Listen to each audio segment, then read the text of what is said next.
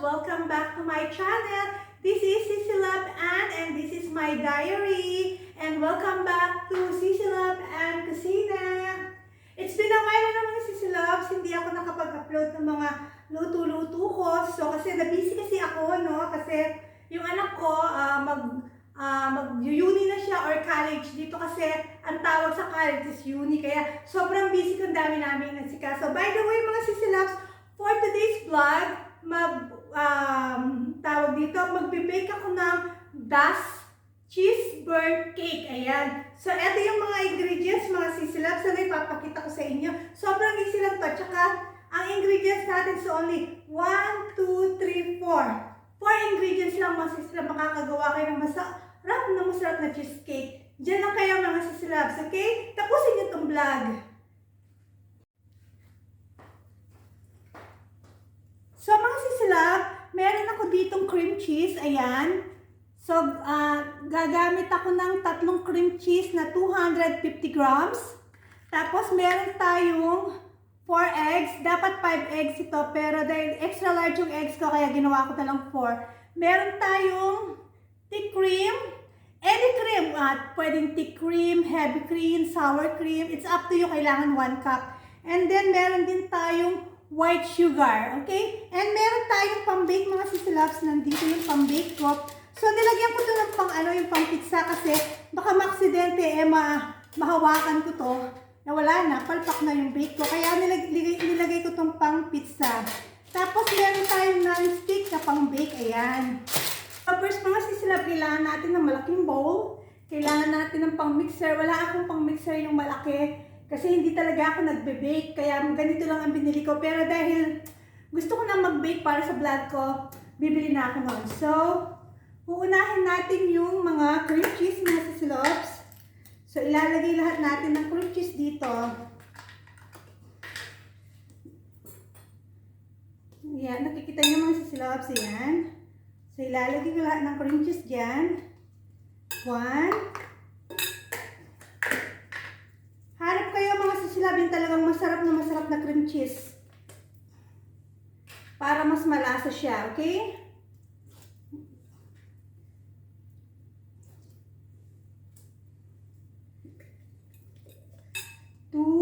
Kukunin natin yung nandito, sayang kasi.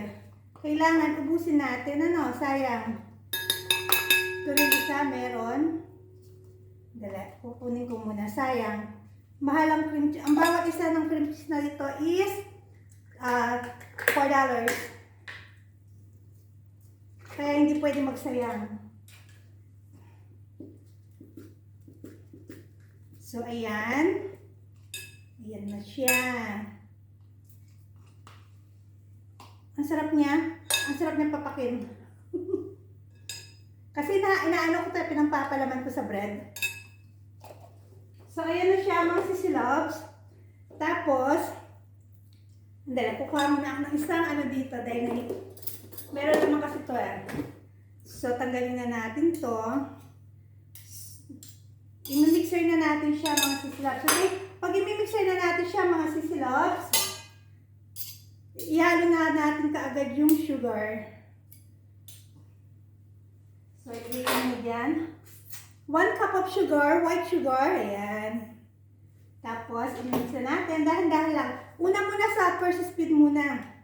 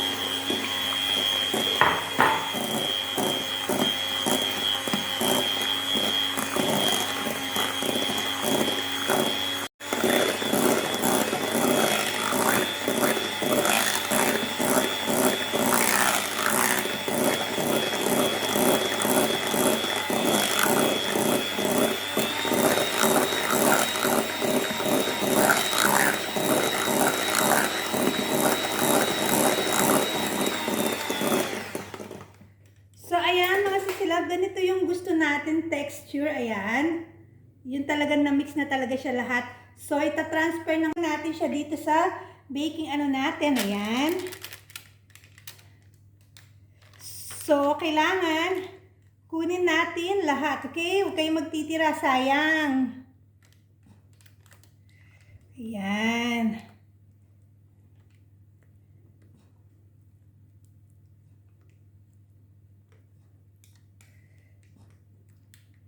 Busin natin lahat mga sisilabs. Sisilabs, ready na natin siya ilagay sa oven. By the way, kanina ko pa inano yung oven ko mga sisilabs, okay? Ayan. So, ayan na siya. Ipapasok na natin siya sa oven mga sisilabs. Pasok na natin siya sa oven.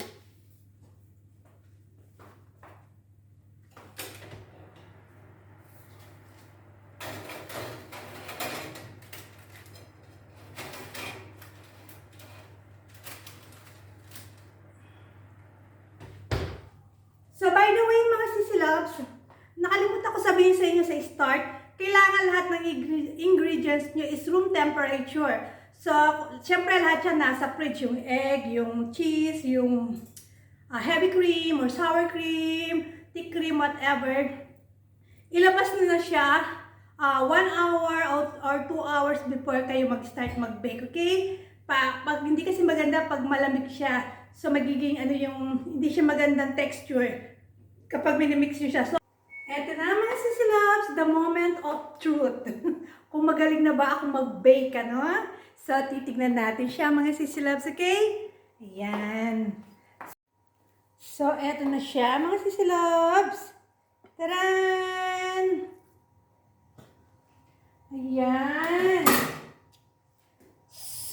Hindi pa lang siya masyadong burnt na burnt, pero okay na to.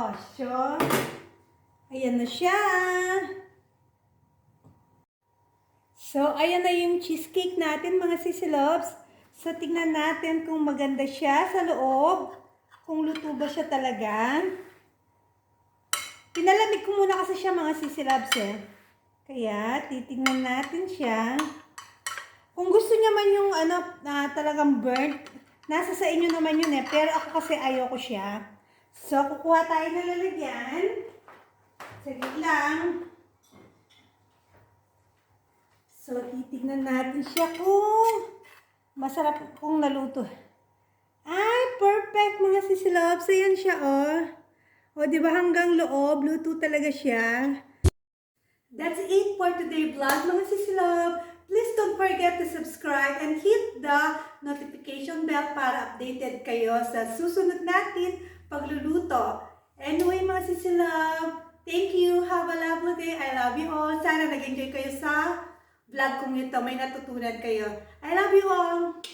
Bye!